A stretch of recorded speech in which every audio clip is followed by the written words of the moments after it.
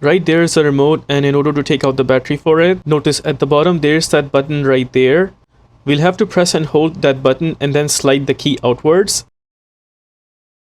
Just like that. Once the key is taken apart, notice there's that position right here. We'll be using the same key that we took out. The top portion of the key is what we actually need, and then slide in like that. While punching it here, just make sure the button portion of the remote is at the bottom, and then we go ahead and punch in the top portion just like that. While holding this position, we'll just rotate the key and open the key fob.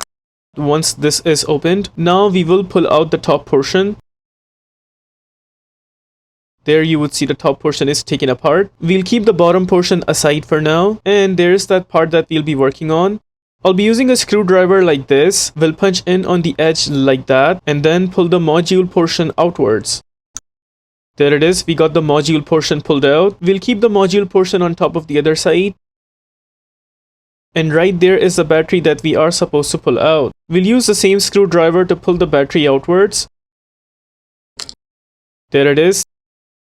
That is how we take out the battery for this remote, and this is the kind of battery needed for this kind of remote. It is a CR2032 type battery. In my case, the battery is good, so I'll be installing it back. But in your case, if you have a new battery and you want to install it back, just make sure that this plus sign right there stays at the bottom. Now we'll go ahead and punch in the battery back where we took it out from.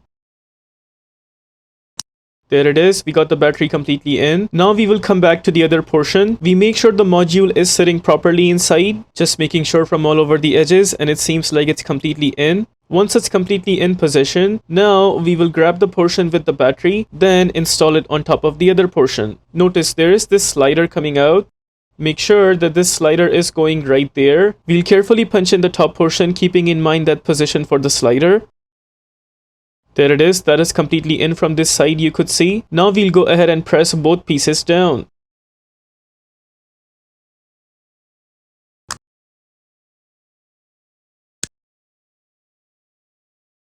There it is, once completely in, we'll just double check to make sure all of the angles are completely in, and it seems like all of them are completely in. Now we'll go ahead and punch in the key inside the key fob, and right there is where the key goes.